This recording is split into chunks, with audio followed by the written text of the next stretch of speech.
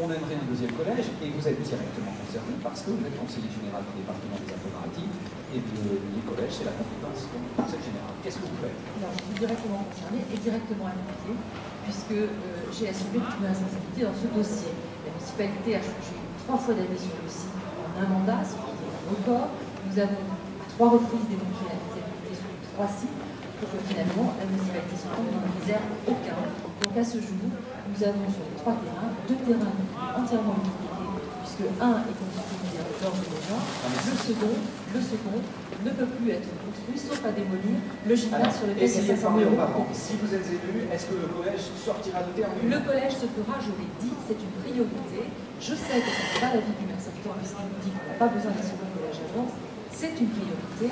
Le collège de la Cime fait 800 élèves. Nous avons une ville, une vraie ville, et nous avons besoin d'avoir un second collège, ce d'autant que le PLU du maire actuel prévoit 1,34% d'augmentation de population. En direct devant ce soir, depuis la place Clémenceau, en public, donc France 3, au cœur de la commune, de cette commune de 20 000 habitants. Je reviens aussi parce que j'ai discuté la semaine dernière avec des jeunes qui étaient employés dans une maison de retraite, et ils nous disaient finalement pour trouver de l'emploi, pour trouver du boulot ici, c'est vraiment très très compliqué. Qu'est-ce que vous faites pour ces jeunes pour qu'ils puissent trouver du travail localement, sur place? Il y a 2 leviers d'action sur l'emploi. Il y a celui du tourisme, parce que Vence a un potentiel de développement touristique majeur à travers le tourisme nature et à travers le tourisme culturel. Aujourd'hui, on a encore beaucoup d'énergie sous le pied, si vous me permettez l'expression, pour pouvoir développer ce tourisme.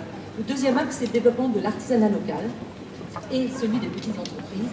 Il importe aussi que nous ayons très vite le très haut débit, c'est une priorité.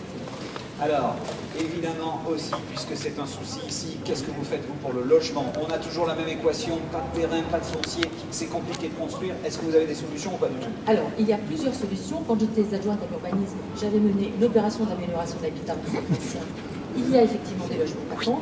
Il ne s'agit pas de la il s'agit au contraire d'aider les propriétaires, de les accompagner dans la réhabilitation.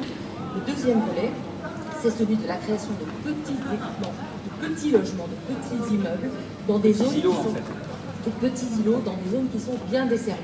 Parce qu'à émettre aujourd'hui beaucoup de logements à bord, c'est-à-dire qu'on n'a pas l'équipement, qu'on n'a pas la voirie qui va bien, qu'on n'a pas les trottoirs, qu'on n'a pas les équipements scolaires, ça nous semble quand même important. J'en viens à votre programme où on voyait aussi le développement de la notion de comité de quartier, ou en tout cas vous dites qu'il faut qu'on recrée des comités de quartier. Je comprends pas bien, qu'est-ce que c'est qu'un comité de quartier? Alors, je ne parle pas de comité de quartier, je parle de réunion de quartier et je veux qu'il y ait, c'est la première fois, au premier mandat, le mandat qui s'achève, il n'y a eu aucune réunion de quartier. Ça n'est pas acceptable. Nous avons aujourd'hui l'obligation de concerter et la nécessité de concerter parce que les gens sont des experts d'usage et qu'ils nous apportent un avis intéressant. Merci Anne Satonnet. Si on termine pour vous, si on se retrouve dans 6 ans et que vous avez été élu maire, qu'est-ce qui restera? Ce sera quoi la marque d'Anne Satonnet si elle a été élue maire? Qu'est-ce qui aura changé dans la commune? Vence est une vraie ville, c'est la ville-centre du moyen pays. Je veux qu'elle soit reconnue comme telle. Elle est la 4e ville de la métropole. Nous avons droit à des services de transport, de voirie, d'équipements publics dignes d'une ville. Merci beaucoup.